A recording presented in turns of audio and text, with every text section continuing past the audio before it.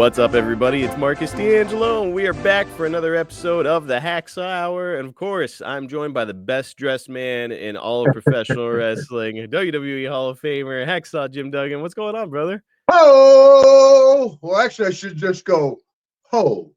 Oh, A little more refined, I think. But I know you gave me a heads up about being the best dressed man deal, so I got all dressed up in honor of the best dressed man contest. Of course, you know, I got a sport coat and tie on. St. Mary's Academy, I learned how to tie a tie back in the day, you know.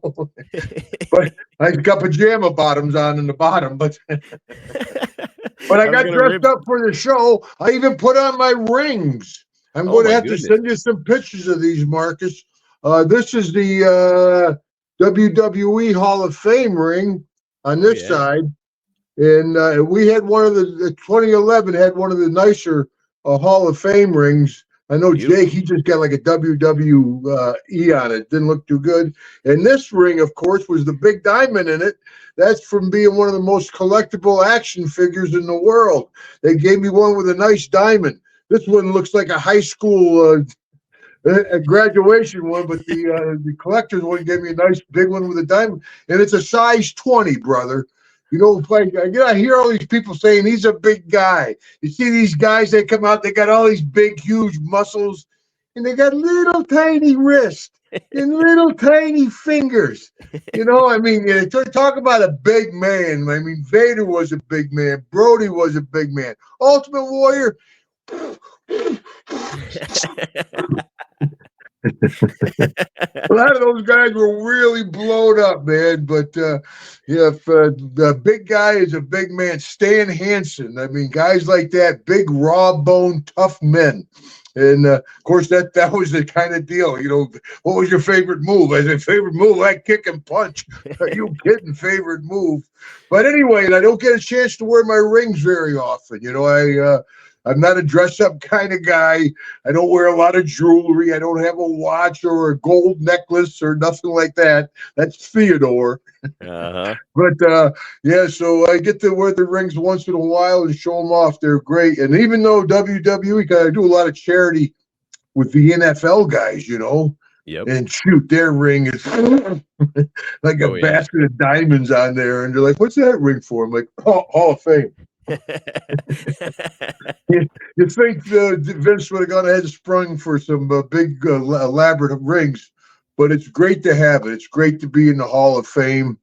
It's an honor to be in there, man. So, that kind of explains where I am with all dressed up and my rings on and my hair. I even got a little mousse in my hair. You look like $1 million, my friend. And let me say, I do have to ask before we let it slide. You said you won a ring for the most collectible action figure. What is that about? Yeah, this was. Let me show you. This one was in 1920. Excuse me, 1920. I've been around a while. 2020, right before the pandemic hit. We were in Las Vegas. Deborah and I were in Las Vegas, and they awarded me with this. One of the most collectible action figures in the world. They had a big collectible convention in Las Vegas, and out of nowhere they called me and invited me out, gave me this beautiful ring. We had a nice hotel room, and it was right when we caught the last flight out of Vegas. Deborah and I did before they shut down the airlines. It was right before the pandemic really hit. But it's a gorgeous ring, a beautiful diamond. I mean, it's a nice ring, and it's nice to know that when I'm one of the most collectible action figures around. You know, that's the old deal. People go, Hacksaw, I got your doll. I said, they're not dolls, they're action figures, you know. That's right. Except when my daughters were little, you know, I'd have a Barbie and a Hacksaw. I'd be like, ooh. It's got to be your LJN just kidding, figure. honey, just kidding. It's just joking, Deborah. She knows after 40 years. It's got to be your LJN figure, right? That's like the black labeled one or something. That's the one I can think of. That's your most collectible, I would guess.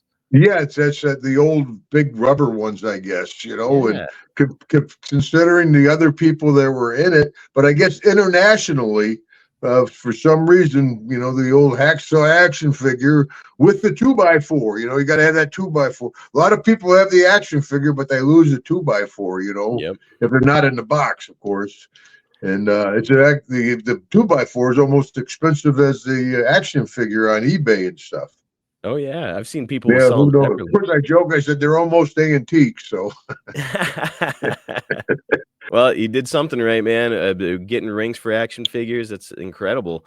And hey, look, today, Jim, you mentioned it. It's the best dressed man. I cannot wait to talk about this. Before we do, I do have to mention though that you are just about to embark on a big journey. You're going to Germany. You're going to the United Kingdom, brother. Hacksaw Jim Duggan's still out there making the towns overseas. international, man. And actually, just kind of a little heads up, we're just starting to sniff around going to Australia next April, a year from this April. So it takes a while to plan all that out, but we're looking at Australia. But coming up real quick, I mean, a week away or something? Yep. March 15th, we're in Germany. It's an autograph session with the Hard Knocks people. And that'll be fun. Of course, like I said, thank goodness it's not a stand-up. Like, what the hell are you going to do? I don't speak a whole lot of German, so we get the autograph session in it. That'd be a lot of fun. And then the 16th, we fly over and meet. My daughters are flying into Scotland. We meet them in Glasgow, Scotland. Do the stand-up show in Glasgow. Drive down to Manchester. Enjoy the countryside. I mean, the UK, it's beautiful over there. It'll be a little cold this time of year, but it'll be fun. I'll have my daughters, Celia and Rebecca, with me. Deborah, of course. Then we do Manchester, and then we go down to London, England, and do a stand-up show in London, England. Then we're going to stay a few extra days and just explore the London, enjoy it while we're over there. Kind of a working vacation. But yeah, we're all excited. It's coming down, and it's not a bad flight. Japan and all that, that's brutal. Going over to the UK or Europe, it's not really a bad flight. So man, yeah, I'm looking forward to it. It's great that it's been a while since I've been over there. So I know on my social media, the fans are all excited about seeing me. I'm all excited about seeing them. I showed you my beer stein from last time I was in Germany. So it's going to be a fun trip for sure, especially now with cell phones. They got a translator. Oh, man. So that's perfect. You can have a little conversation with Hacksaw now, folks. Where is McDonald's? That's the real purpose of that translator. Man, that is so cool. Folks, go out of your way to see Jim while he's over there. Again, it's going to be in Germany. Then he's off to Scotland. He's in London, England. Oh, my goodness, all over the map. Manchester, yeah. And they're fun shows, some of the guys are kind of down on wrestling. They're kind of adult favorite shows. Like I said, the business has been good to me. I've had a great time, and I don't have no bitter enemies. Matt Bourne's dead. But it's, I have a fun time at the show, and I think the fans do too. Man, and then we do a Q&A, and I hear all kinds of questions, man. It's amazing, and I enjoy it. People say, Hacksaw, don't you get nervous standing there talking in a room like that in front of a whole bunch of people? I'm like, no, it's like talking to a room full of old friends, You get in there, it's a welcoming crowd. It's not like nobody in there doesn't like you. I paid this money to come in to tell you, Duggan, you son of a... That can make so you get a welcoming crowd, and it's fun, especially now this trip. Deborah and my daughters will be with me, and my daughters are real excited. They're waiting to meet some UK guys. Man, you cannot beat it. And you can't beat what we're doing this week, Jim. It's the best dressed man. Dude, I have heard people asking for this topic for a very, very long time. So I'm psyched to get into it. Just so you guys know ahead of time, we will talk later about the blow off to this rivalry, which was like a million gimmicks in one. It was like a cage match, tuxedo match, coal miner's glove, loser leaves town. We'll get there. Right now, this is kind of the build up to it. But first, before we start in early 85, we got to talk about what was happening as 1984 wrapped up, because we missed some pretty awesome topics. Jim, you're going to team up with JYD for his final appearance with the company in August 1984, and then he's gone. Yep. Apparently, his drug problems were leading to some financial issues for him, and when he received an offer from Vince to come to the WWF in the summer of 1984, he accepted. Allegedly, McMahon wanted Dog to leave on the spot, so he's gone, and there's no warning, no notice for Bill Watts. He just left with a string of no shows, and he's all of a sudden on WWF TV. Apparently, Watts was pretty bitter about the whole thing, and he started burying. He started burying I JYD. can't understand why he'd be bitter. Jeez. Jim, my first question. Sorry to interrupt you, brother. You're on a roll there, but No, I it's couldn't okay. let that one go. Yeah, I guess he wasn't shy about it. He was shitting all over Dog on his TV afterwards and everything. So, yeah, it's a once really healthy friendship and a business partnership just right down the toilet. Jim, first happens question. a lot in our business, brother. Yeah, well, especially in those days because there were no contracts, right? Right, no contracts. But all that was gravy for Hacksaw Jim Duggan, brother. Junkyard Dog left. Number one, the top baby face in the territory, and he was strong. Dog was, I'd wrestle him down in New Orleans, and they have that, of course, the Mardi Gras going on now. But down there, they have that who dat chant. You know, who that going to beat the Saints? Who that? Boom, boom, boom.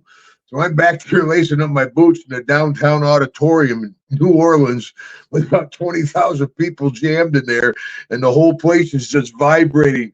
Who that? Who that? Who that going to beat the Dog? Who that? Boom, boom, boom. Oh, like, man. How's security in this building? But he was strong, and that was when the dam broke. You know, Dog left and went to New York, and that opened it up for everybody else. But when JYD left, though, that obviously elevated me to the top babyface spot in Mid-South, and he wanted to keep me. He saw how Dog jumped, and so he paid me pretty well, and he worked me pretty hard, though. I mean, he got his money's worth, but relatively, I was getting paid pretty good. But once Dog left, that WrestleMania 1, that's a story I always tell you. WrestleMania 1 came, JYD left, went up to New York. WrestleMania 2 came around, boom, Jake the Snake, boom, he went up to New York. WrestleMania 3's coming around, Jake calls me, hey, Doug, this is the place to be. Boom, I go up for WrestleMania 3. WrestleMania 4, DiBiase, boom, he goes up. I mean, everybody could see the writing on the wall, and New York was a place to be, and Vince was spreading around a little money there in the beginning to get people to go up there.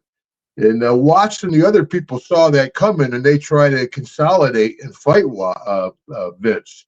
I know I did a show in the Meadowlands with the AWA, I believe, because I worked with the Road Warriors back when they were up there in Minnesota. So I know they tried to bring together something and work in New York to threaten Vince, but it never worked out. But Vince went around to all the small territories, cherry-picked all the top talent, brought them up to New York, started WrestleMania, and put all the small territories out of business. I mean, and he took a huge financial gamble. But, the guy's a great businessman. Love him or hate him, you got to give the guy credit.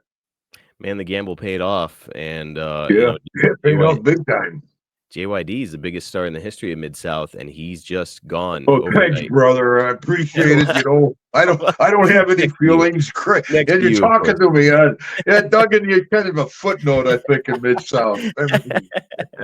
No, I agree. Dog was Dog, man. He was extremely strong in Mid-South, and that was a big territory. And JYD was over, but it's all relative where you are on the totem pole. I get off the airplane, people are like, it's Hacksaw Duggan. Hogan's behind me, like, get out of the way, Hacksaw. I said, you got to know where you are in the totem pole, Yep. And so we're not all lead singers in the band. Hogan, Flair been up there singing. I've been back there playing the drums for 40 years. It's a pretty good spot, I would say. Oh, it's a great spot, man. Shit, yeah. People say, you were never champion. I'm like, well, you... Shucks. I think you made it out okay without it. Yeah. How many wins you have? I've been getting that question since I've entered wrestling. I'm like, I don't think you're understanding it. Well, are you pretty close, or were you rather pretty close friends with JYD? Did you know that? Yeah, I got along good with Dog. Yeah, I sure did. He came to my house. We had dinner at my house. Yeah, actually, a little known fact. I don't know if Deborah even knows it. Dog is the guy that turned me on to the jeweler that I got Deborah's engagement ring from. No way. Yeah, down in Baton Rouge. How Yeah, about Deborah that? and I, we lived together. We've been together 40 years. We had been together 5 and or 4, and I went ahead and got the engagement ring, and we were engaged for a year. But yeah, Dog introduced me to the jeweler, gave the boys a break on it, And the boys were like, a break? Here's a break over here. Like a hotel. If somebody finds a good deal at the hotel, All of them show up. yeah, but yeah, Dog and I got along pretty well.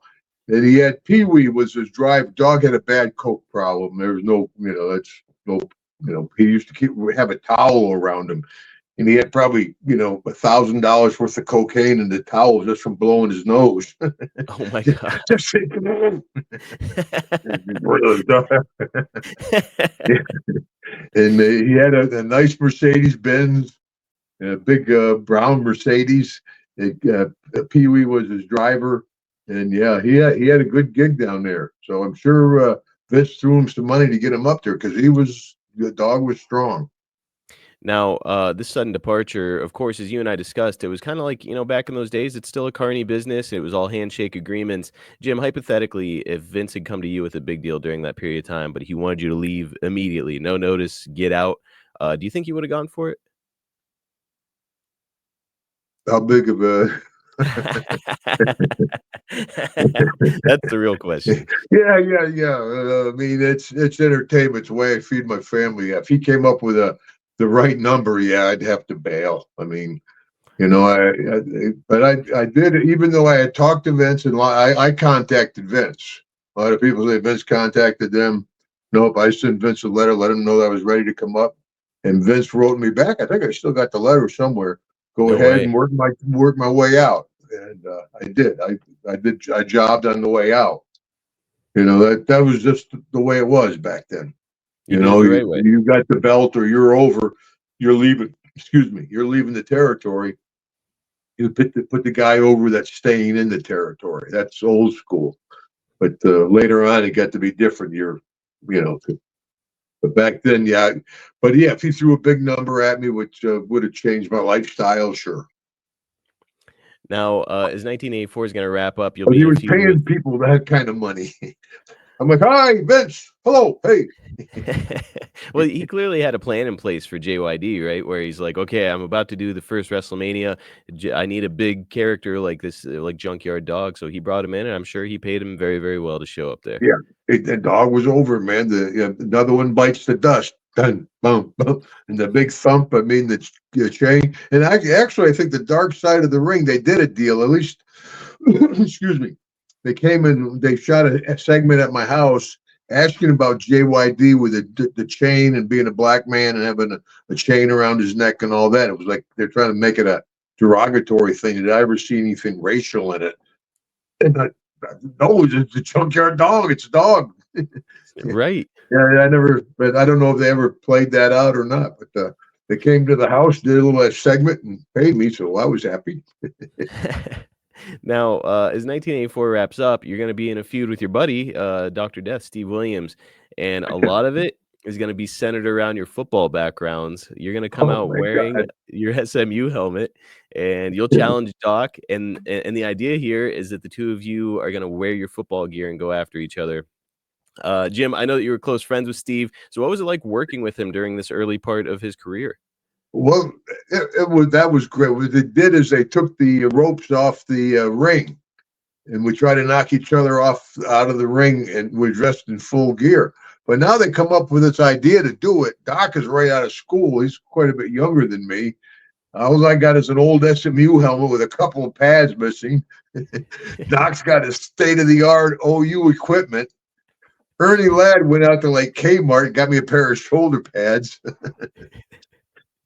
we get in, but it was good because we both competitive guys. We were teeing off on each other, man, and it'd be like doing the head knock drill in football. You get your best buddy, you still bang into each other, man.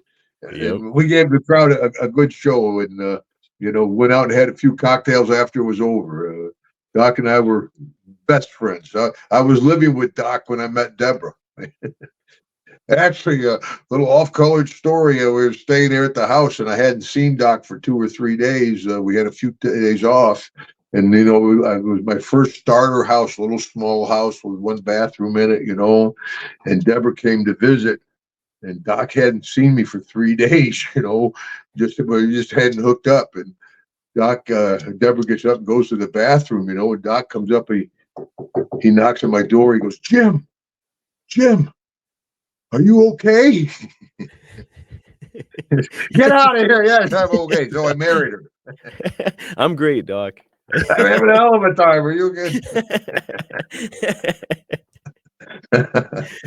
Doc and I, we had a lot of fun, man. We used to, because we both like to run. We used to run. We'd pull over to the fast food place. Deborah, we'd order the fast food. Doc and I would take off running down in Texas, just be huge for miles, just straight. We'd just be running. Deborah would get the food, get your gas up, drive down the road, catch up with us. We'd get back in. Had a lot of fun with Doc. He was a great guy and a stud too, and OU NCAA champion. Yeah. So we had a lot of fun in those football matches because even though there's a little rivalry, SMU, OU, Well, they're gonna kind of keep teasing this match and not letting it happen on TV. I think they were saving it for like the big shows. In this instance, it's gonna be in Alexandria. So finally, it's December 30th, 1984. You and Williams are finally gonna have this football match. Jim, just by happenstance, I was just like scrolling Facebook the other day, and I just happened on a clip from this match. I couldn't believe it because this episode is coming up. So it's a short clip, but it's gonna give viewers a little glimpse into what this match was like. Let's have a look.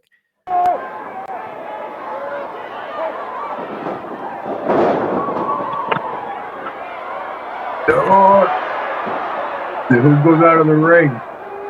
Jim is in the black. Yep.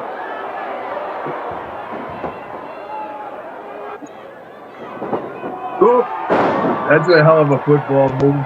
That's the way I pass block. Oh! Just a short little clip, but that was something.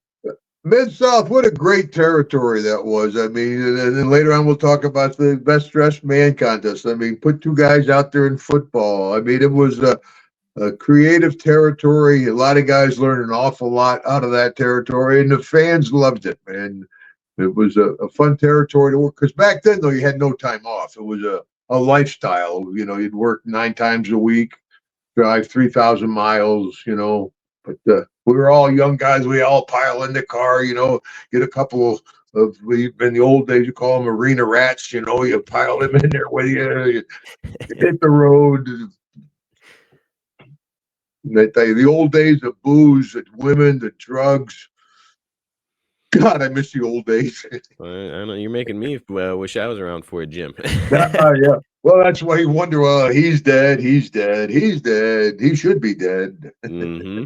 Yeah, and they check me. They're like, "No, ho! I'm still going, brother."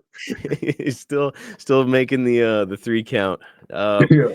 Now, Jim, I have to ask, like when Bill Watts or Ernie Ladd or whoever first comes up to you with this concept, like, "Hey, Jim, we're gonna put you in pads. We're gonna remove the ropes. You guys are gonna run at each other and slam into each other." I mean, you've been wrestling for whatever it is at this point, maybe 8 years, and now all of a sudden they're throwing out everything you learned. What did you think of this concept?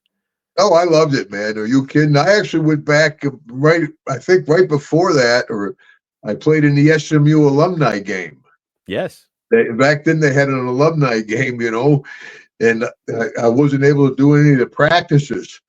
So I was worried. I'm like, geez, I don't know if I'm going to get any playing time. I didn't go to any of the practices.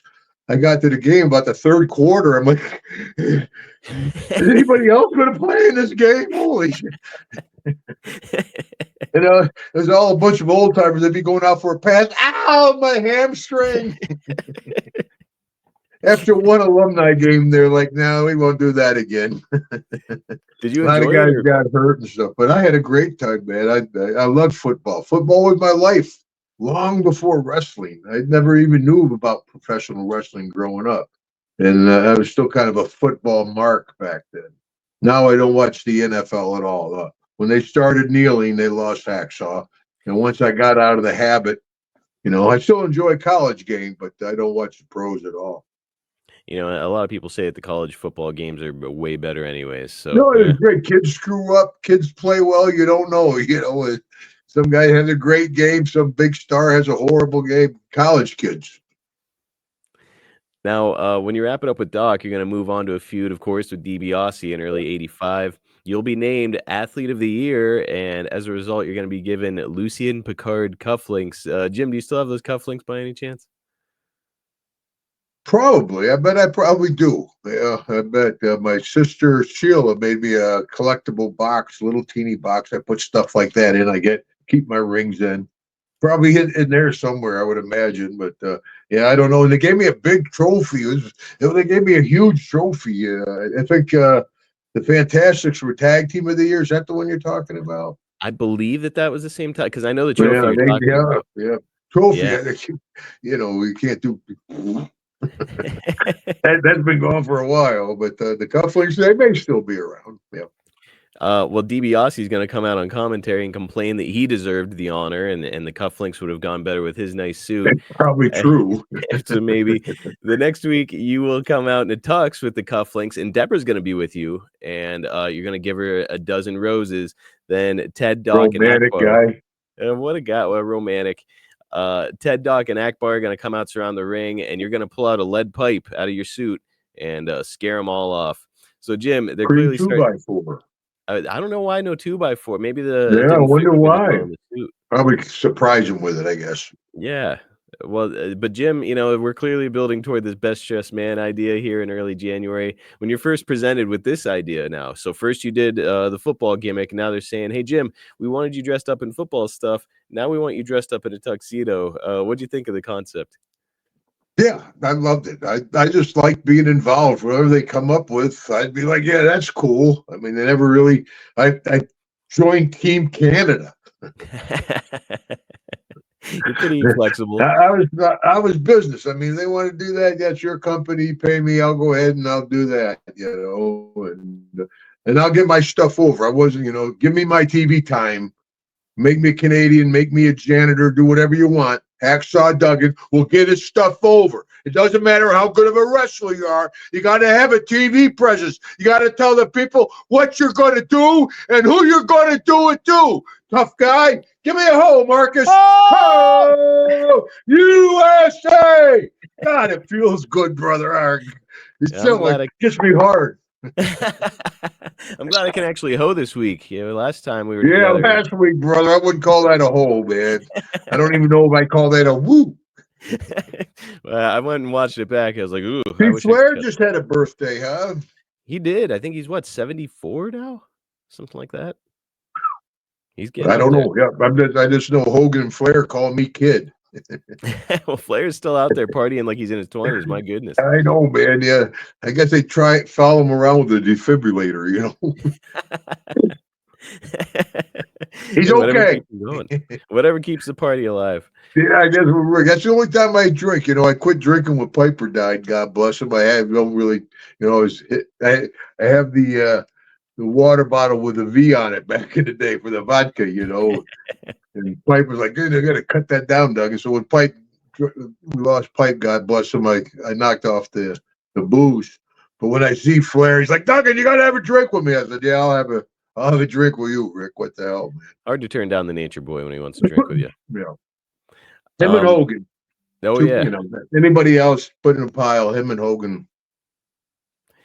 Now, Jim, Bill Watts was known to have this great mind for wrestling, but a criticism of him is that he relied a lot on gimmick matches. And of course, these are 2 gimmick matches for you. I don't know. It's pro wrestling. Geez, I don't know. I wish they shot some more takedowns and a few more go-behinds. That would be really exciting, 2 points. Yeah, I guess they had some gimmick matches. They sure did. Yeah. For my money, it was very, very entertaining stuff. Yeah, and you can't argue with the houses, man. We were doing phenomenal business. And Bill Dundee had an awful lot to do with that. You got to give Bill Dundee a lot of credit. He was actually the booker back then, and he ran a pretty good ship. And he came up with a lot of the ideas, much more so than Ernie Ladd. Ernie was just a yes man. Mm-hmm. And Dundee had come from the Jerry Jarrett's territory over there in Memphis. Right. Came over and he brought like a lot of those Memphis kind of ideas and styles. There's a lot of gimmicks over there too, and it worked. It was good stuff. It worked. Yeah, I mean, people enjoy pro wrestling. Like I said, if they wanted to watch takedowns, they go watch the Olympics, or it's pro wrestling. They like the thank goodness. Now, on the same night that you were pulling a pipe out of your tuxedo, if That you wasn't a will. pipe, brother. Oh, I'm sorry. Ted is going to defeat Brad Armstrong for the North American title on the same Good night. guy, Brad. Brad was phenomenal worker, and right after this, Ted is going to be defending that belt against you. So, Jim, I know that when JYD left, of course, you took his spot. You're the new top baby face in the territory. I know that you're not like a huge belt guy. You didn't really need a belt to get over. But when you took that role, were you like hoping to get a run as North American champion? Would that have meant anything to you, or was that not the objective? No, and was especially if you've seen that North American belt, and I just happen to have one. Gonna get some noise. The North American belt, about Doesn't look like 80 pounds of belt. Imagine carrying this thing wherever you go every day. It's huge. It's heavy. I mean, it's a whole extra bag. So when you go trying to get by with 2 carry-on bags at the airport, mm-hmm. And then, of course, it goes through the X-ray machine. Everybody sees it. Oh, it's a wrestling belt. At 6 o'clock in the morning, you've been on the road for 30 days. You haven't had breakfast. You just want to get on the flight. Please, Gord. Are you a wrestler? No, I just have the big belt. Yeah, But yeah, no, I joke. Some guys would wear the belt when they have sex. They were so into it. I'm the champion, honey. Yep. Some guys, Terry Taylor. They really wanted to be champion. Was more important. The payday was the most important thing to me. Yeah. Yeah, it's a prop. It's just a storytelling device, right? Who cares? Yeah, I mean, it's like how many matches have you won? What's your win-loss record? Right. Yeah. Well, one notable night when you're trying to capture, or rather, this is a non-title match, but one notable night at the Uno Langfront Arena in New Orleans, you're going to defeat Ted in a non-title taped fist match. Jim, what can you tell our audience about being in a taped fist match? What is that whole thing like? Well, nowadays, everybody, I mean, you look at CM Punk, right? And guys like that, they tape up from their knees to their, we got tape around their ears. I mean, they got tape everywhere, And the first thing I say is the company's buying their tape.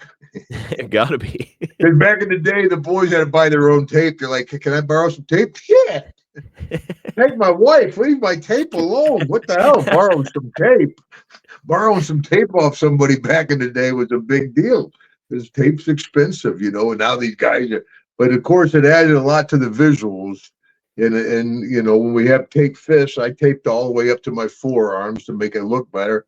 And then, of course, when you get juice, if you're going to have a tape fist match, you're going to get some sauce. And so the blood really shows up good on the tape, the white tape and the red blood. But I remember this match because, Ted always joked about how much I hate to get juice, because, everything hurts. But I just felt I was desecrating my body to take a razor blade and drag it across my forehead and have blood pump out of my head. I'm like, yeah, that hurts, but that just doesn't seem like a real thing to do. But anyway, so Ted DiBiase was like, yeah, Duggan gets juice like this. He's busting my chops about never getting juice. So now we're in this tape fist match. And so I go ahead and boom, I hit a good one, man. And I'm working with it. I go, how's it going? And he goes, it ain't coming at all, hacker. So boom, boom, we wrestle a little more. Boom, I hit it again, Jesus, heck, it's not coming, Hacksaw. And I'm like, Yeah, it's coming a little bit, shit. But the fourth time I did it, I looked down like I'm ankle deep in blood. DiBiase's like, no, get some more. You don't got enough. Tried to get an infusion. I went back there like, what a rib. Never ask your opponent if you got enough sauce. So you got to get more, brother. But I tell you, no matter how hot the crowd is, man, the crowd is, they're rabid. You pop the juice, boom, it's a whole different level, man. I mean, yeah, they come, especially back in Mid-South. And of course, we talked about it. That was before sports entertainment. They believed it. You're really beating up. You're beating up Ricky Morton, you son of a bitch. I'll come. I'll help you, Ricky. I'm coming. And Steve Williams would be on the ring. Boom, down one. Boom, down two. You'd think that would scare most people away. Off ringside, yeah. But most people are usually drunk. They get tied up in the ropes. They're trying to get through the ropes. As you know, getting through the ropes is harder than it looks, right? Yep. People usually get tied up in the ropes, What a lot of fans forget when they hit the ring too is like, okay, for you to get through the ropes, you've either got to come under the bottom rope or you got to stick your head between the top and middle rope. Yeah. So you're foot level. Yep. Or you get your noggin sticking through. It's a good way to catch you. I tell you, here's a quick story. When I was a heel, and I was working over, I think it was Ricky Morton, maybe. Anyway, I was in Houston, and all of a sudden, boom! I get hit in the back of the head. Wham! And I spin around. There's this big, tall, skinny kid with a cowboy hat on, and he's like dancing around. He's dancing around. I was like, oh, boom! And then he goes down. The security, they got him by the legs, and they're trying to pull him out of the ring. But I'm a bad guy. I got him. I'm like, no, he's in here with me now. Yeah. And then everybody's coming to help him, man. I mean, the wrestling riot, people don't realize a wrestling riot wasn't that unheard of back in the day. Yeah, they'd come in the ring with you. You'd fight your way back to the dressing room. People would throw rocks at you. I mean, it was dangerous. Got to be scary being in the middle of all those people, especially as a heel when they want to kill you. When they're really that hot at you, sure. I'll tell you a quick one about Dog. Working with Dog in New Orleans, right? I got Dog now, and I think it was when we did the Ritter, when he did the mask, right? Oh, anyway, so I'm getting the heat on Dog, and the place is getting hotter and hotter, and I'm working Dog over now. One or two people are trying to get in the ring, and security's pulling them off, and Dog's like, get some more heat, Hacksaw. I'm like, bullshit, brother. Make your comeback. Start kicking my ass. That's the only thing that's going to settle these people down. Because back then, now if you think about it, if you're the heel and you're beating the hell out of the baby face, the people will come to help the baby face. They want to help the baby face. But the baby face starts kicking ass. Everybody steps back. That's right. Kick his ass. Go ahead. Beat him. And so you beat my ass all the way back to the dressing room. Man, back there. Thank God. Do you think that a wrestling riot is even possible in modern wrestling? Not in that capacity. They might be hot about a finish, but there's just not that heat anymore. Kamala, one-man gang. They're one of the last people. Excuse me. That would come down to the ring, and kids would run away from the ring. No matter who the heel is, they come to the ring. Everybody runs to the ring. People were scared of one-man gang. People were scared of Kamala. I mean, it was a different business. Now, you brought up back in the day, WWE with Akeem. But yeah, that was Mid-South. They were worried about him. Now, you had brought up how bleeding, it's kind of like a prerequisite in a tape fist match. And I talked to Jake about this subject recently. I've never talked to you about it, and it's something I'm really curious about. So should be interesting. Yeah, as a reminder for listeners, this is the mid 80s, and the world was in a little bit of a panic over the AIDS epidemic. And I mentioned that to ask Jim, wrestlers had a reputation during this time for meeting a lot of women, experimenting with drugs, using needles for steroids, etc. And here you guys are night after night, sometimes bleeding on each other in the ring. Jim, at any point, did you find yourself concerned about the AIDS epidemic and all the blood? Not too much back then, but later on in my career, I got more worried about it. Of course, there was a hepatitis thing going around. So yeah, I became more aware of it. Back then, it's not going to happen to me. That's the mentality. Mm-hmm. I'm indestructible. It ain't going to happen to me. Young and dumb, right? But yeah, and dodged the bullet there with and kids. A lot of guys have kids scattered all over the country. I that thing. I got my 2 girls with Deborah. That's it. Yeah, man. So, It's just part of being young. You just don't really think about the possible and, consequences during and, that it, and time. it's out there. I mean, because you think about it, if you're on the road a whole bunch and you're traveling, you're out in front of thousands of people, you got the crowd rocking and everything, you go back to your hotel room, you're sitting in your hotel room. Maybe I'll go down to the bar. Mm-hmm. You go down to the bar, woo, yeah, ooh, here's an 8-ball. You want to bang my old lady? I mean, well, well, you don't watch. Not to mention, yeah, it's like I said, guys didn't really know much about it, so they were like swapping needles for steroids and stuff like that. Like Well, I just don't a know about crazy. swapping the needles for steroids. Of course, I never was a big gas guy. I mean, we're talking about that early. The gas guy, a size 20 ring, you can pretty much fit on a bottle. Incredible, Jim. Yeah, Wow. and I'm not a big guy. I mean, there's a guys a lot, but like I said, size. A lot of guys were puffed up real big, man. Well, I know when I met you, I felt like your hand wrapped around mine twice whenever we shook hands. Imagine Andre. Oh my gosh. Yeah, unbelievable. That's right. It's all relative. People here, even back when I was 6'3", wrestled 275, 280 most of my career. And people are like, "Oh, you're a big guy." I'm like, "No, you should see the big guys. They're really, really big." And of course, if there's a giant from the Big Show to Vader to Andre to Kali, they're like, "Duggan, get your 2x4. Come on." If there's a giant, I got to wrestle every giant there is, unless you get a beanstalk. You really were in there with every big guy. I wonder why they. It must have been the Andre feud, right? Where they were just like, "Well, Jim really nailed it with Andre. Let's put him in there with every other giant." Yeah, because I fought him back. I wasn't intimidated. I look at it now. I'm like, Jesus, what the hell was I think? I have a death wish or what? But back then, I'm like, yeah, eat me, Andre. Go ahead and eat me. It felt like that Men in Black thing, right?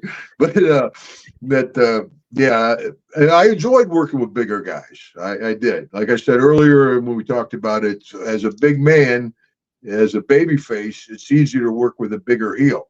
It's easier to get that sympathy. Yes. Instead, you're working with, Shawn Michaels, and Shawn's beating you up. They're like, well, hit him back, Hacksaw. Where if you got Andre or the Big Show choking you, they're like, you're killing him. Now that's okay. Now it's coming together a little bit more for me because I'm like, why were they putting Jim with so many big guys? It's because you were a big guy yourself, but you're one of the top baby faces. So they're like, well, we got to get him some sympathy Get him somehow. in there with it was easier for me to work with bigger guys. Yeah, because I wasn't, like I said, I wasn't a real wrestler. Sean and Brett and those guys were wrestling, and I can go in there with Andre and One Man Gang and the Big Show and battle. And Andre, if you didn't fight Andre back, he got pissed off. He would swallow you. So yeah, you had to come on Andre. And I had a great rapport with Andre. One day I got a ring worn Andre singlet in a frame back here with my picture looking up at him like this. He's looking down at me. One of my favorite collectibles, but it was an honor to be in the ring with Andre. But I enjoy, like I said, working with big guys, and even the Big Show. I worked with the Big Show a lot. Yeah, Kali. I worked with Kali a little bit. Yeah, there was a big guy. What was it? Corin? What are you asking about? Canadian guy, great big guy. He was in Sherlock Holmes movie. He just wrestled for a while. Kurgan. What was his name? Kurgan. Kerrigan. Yeah, I met him at a Comic-Con. He was a great guy. He was a really nice guy. But yeah, I had to wrestle him too. They're a giant. They're like, pull Duggan out of retirement. He'll wrestle him. Get Mikey. Well, let's get to the main subject of the show today, All Jim. right. Yeah, I can't wait. On the February 16th episode of Mid-South Wrestling, that's right, you're looking good there, pal. You're gonna have your I'm in room 128. You'll have your first Best Dressed Man contest with DiBiase, and JR is going to tell the fans to vote with applause, and of course, Ted is going to get booed and you get cheered. He makes the excuse that the audience was rigged and he wants a redo next week. So they do an electronic meter to measure the response. And the next week, the meter determines that you're the winner again. And that brings us to a clip that I cannot wait to watch. Here we go. I think I've been roughed off again. I'm going right over your head. Where's Bill Watts? Bill Watts is not available right here, right now, but the decision is final. Carl Fergie, the referee. I'm going to go talk to him right now. Teddy is. I mean, Ted, he can wear a tuxedo. Me, at the church untucked. That looks like your wedding tuxedo, too. Yeah, it does. I enjoyed the white tuxedo. A lot of people say, you're not supposed to wear white. I'm like, I saw a John Wayne movie once. He was in this Navy, he wore white. Well, I think it's great that Hacksaw. Joel Watts. Yep. Saw that, Watts? Hey, I saw he beat you by more than twice. Ross prompted It's the state-of-the-art equipment there. You can see I obviously won. You're going to let that decision stand? I think so. I think it was a good. Yes, I think so too. They should let it stand. I obviously won. Look good. The way it goes, DiBiase. Swallow it, buddy. That stands behind that hippie, that no good Hippie. bum Jim Duggan. I've been called a lot of things. I don't know about hippie. Believe it. Isn't that Jim Duggan's car? Oh, Well, that's my Duggan's car right that's there? my Is car. that monitor still on? Hey. well, Duggan, are you what, cameraman? Get a close up of this. Duggan, are you Wait a minute, that's my car. Are you watching me? I dropped you in the parking lot before. What a bad place to park. Oh my gosh. Right there by the production Of all truck. the places to park, right next to the TV truck? No! Get out of the ring. Go save your car. There you go. What the hell? Now, if we listen closely, we're going to hear you say a curse word, Jim. no.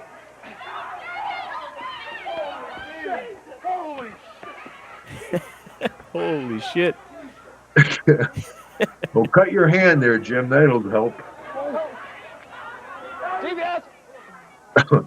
What were you saying about gimmicks? We're gonna try to. That was a great car, too, man. What a beautiful car that was. I think it was safe- Tornado safe to back in the day. Safe to assume that wasn't your actual car? No, that's my car. It was. That was my car. Deborah will tell you she was picking glass out of it for 3 months. Oh. Yeah, and DiBiase got to ask Ted. He blew up. He thought he'd break through the windshield, of course, but it's safety glass. He's like, but what a great. That was my car. Yeah, that was my car, man. And we had a watch paid to have the windshield put back in, and thank goodness, because people have done that before, and they hit the casing around the windshield and actually screw up the car. Teddy was a pro and just hit the windshield, broke the windshield out. But yeah, we had glass scattered in that car forever, man. Oh. Back then, you used your old gimmick. I told you when I bought the Lincoln Continental that I was in the big wreck on the bridge up in Arkansas. I won that at a battle royal. I won my own car. I bought the car up in Oklahoma, where whoever wins the battle royal tonight in Shreveport's going to win this brand new Lincoln Continental. Thank God nobody rolled me up real quick, right? 1, 2, 3. What the shit? I'm surprised nobody tried it. Yeah, brother. That's wrestling. I won my own car. I had no idea that was your actual car. I have Yeah, to that's believe my it. own car. So Watts, That's why I was hitting it with such vigor. I'm seeing he was hauling off on it, and I have to imagine that Watts put a little extra cheese on your Whopper too, not just paid for the windshield. Oh yeah. Watts took care of me okay. He liked Dog. He liked Doc. He liked me.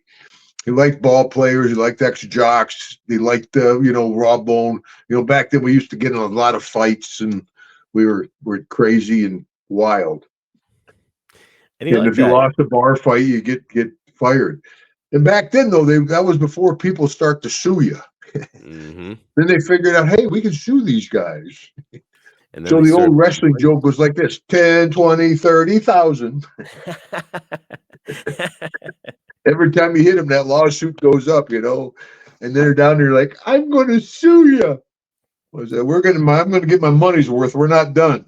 Yeah, really. If this is happening, then I'm gonna whoop your ass. I've been sued a couple times, yeah. Well, But it's anyway, funny, let's Jim. go best dressed man deal. Well, I did want to mention whenever I first started, one of the trainers said, "Hey, listen, if a fan ever jumps in the ring, just beat his ass." And I'm like, "Are you sure I can do that?" And they said, "Well, yeah." And I'm like, "I think that I have to be attacked Wrestler's first." honor. Yeah, I'm pretty sure they have to come after me first, and then I can do it. I don't know. So, young wrestlers, wait till they take a swing at you, and then go ahead. And even, I tell you, I got hit on the way out of the ring on the way back to the dressing room. And they said I used excessive force in defending myself. Oh my gosh, So yeah, I mean the guy hit me first. He that's came unbelievable. past two seats, Monroe, Louisiana. He came past two other people, and we had barricades. He leaned over the barricade and hit me, and I boom, I hit him and just kept going. But I broke his right front orbital lobe. Oh, I'll jeez. remember that forever. So, like, you broke his eye socket, but you're just defending yourself. That I don't Yes, understand. but I hit him twice. Ah, okay. Once was enough as far as the law was concerned. Yeah, yeah. Unbelievable. Well, And plus, Jim, I go to, I was working for New York, and I'm living in Florida. And we had to fly into Louisiana to cut because he sued me, he sued the company, and he sued the building. And the company and the building, they settled out of court. But I'm young and dumb. I'm like, well, he punched me. I'll go to court. And I show up, my tie's like this, Deborah's sitting next to me all puffed out. And the guy, I don't know, Hacksaw hit me. I don't remember anything. I'm like, oh my gosh. It probably didn't help that you're sitting in court and you're a big man, and I'm sure that this guy There's was a pretty big, small. a lot of people don't like big guys, right Mhm. off the bat, They'll see you and say, like, "This guy had to hit him how many times to get him down?" Right, yeah. But anyway, learn your lesson. Don't hit anybody, brother. That's right. Well, Jim, when it's all said and done, this Unless whole you get him angle. back in the shower. Now that's the move. Or just I wait till he's heard. out in the parking lot. Jump him. No, not the J parking lot. Too many people in the parking lot. that's true, okay. Jim, when it's all said and done, the car, gets smashed up. You get through this whole angle, and now you and Ted are kind of off to the races on what, of course, we know is going to be the super gimmick match in the cage with the coal miner's glove and all of it. Jim, you feeling good about the direction things are moving at this point? Oh yeah, the territory is hot. Great working with DiBiase. I mean, like I said, of all the guys I've wrestled, I learned the most from Ted. Any of the second generation guys, Ted, Jake, Kurt Hennig, are just that much more polished. Ted was in the ring when he was 15. I started when I was 25, so I learned a lot with Ted, and working with him in matches like that was a lot of fun. And we got along too. We were friends. And education with a guy like DiBiase and his experience. Last question, and then we're gonna wrap this one up. We saw Bill's son Joel Watts there. You mentioned it, and we have not talked about him at all. I don't know how often he's gonna come up here. Joel was a very good producer behind the scenes, and anytime you saw a music video on Mid South TV, Joel edited it. So a really talented kid. He'd go on to work for the WWF in the future. Jim, what can you tell us about Joel Watts? Well, I didn't have a whole lot of interaction with Joel. I think Bill wanted him to be more like a wrestler, but Joel wasn't into wrestling. He didn't have the physique. He didn't have the desire. He just didn't want to be a wrestler. That's why he was good in the business, but behind the camera. And that's great. That's where he thrives. So, but Bill being Bill, he's like one of those guys, I got to have a boy, Yeah.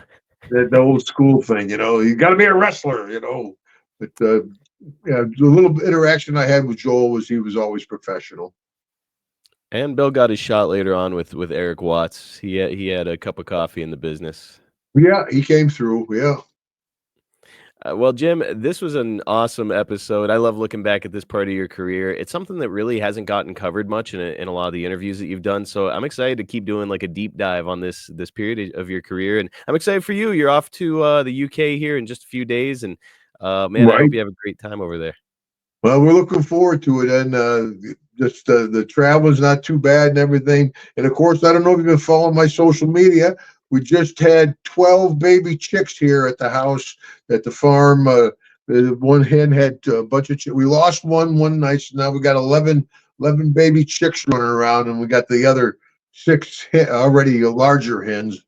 But now we got the baby chicks. Everything's going good. Spring heading over to Europe. Got my rings on. Everything's going good. Man, I'm glad to hear it. Folks, before we let you go, right here above me, I better do this finger. Above me, you're going to see a QR code, and that's for Jim's Cameo. So if you can't get out to see Jim in person, this is the next best thing. Get over there to Cameo, order a Cameo from Hacksaw, and above Jim's head, that's a QR code for Hacksaw Jim Duggan Shop. You can see some of the stuff that's in the shop there. His Wrestling Buddy, signed 8x10s, trading cards. You guys have just got to get over there and check it out. Oh, and so I got to tell you real quick. Earlier today, Marcus Dever went out and got a bunch of 10-foot 2x4s. I got my saw, cut them into 1-foot lengths. Got a whole suitcase full of 2x4s that were taken over to Europe.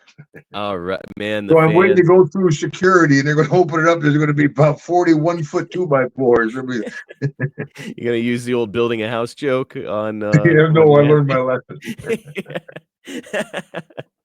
Well, yes, Jim mentioned it, 2x4s, and heck, Hacksaw Jim Duggan is cutting these 2x4s himself, then signing them. Hacksaw cut 2x4s. Yeah. We got to do something to stay moving, brother. You have got to add this to your collection. So get over to that QR code above Jim's head, hacksawjimdugganshop.com. Jim, thanks, always guys. a pleasure to talk to you, my friend. Good to see you, Mark. It's always fun talking to you. Of course, say hello to Piper for me. And since you really didn't going to get a good one last week, let's make up for it this week, tough guy. Here we go. Ho! Thanks, Marcus. Talk to you later, buddy. Thanks, everybody.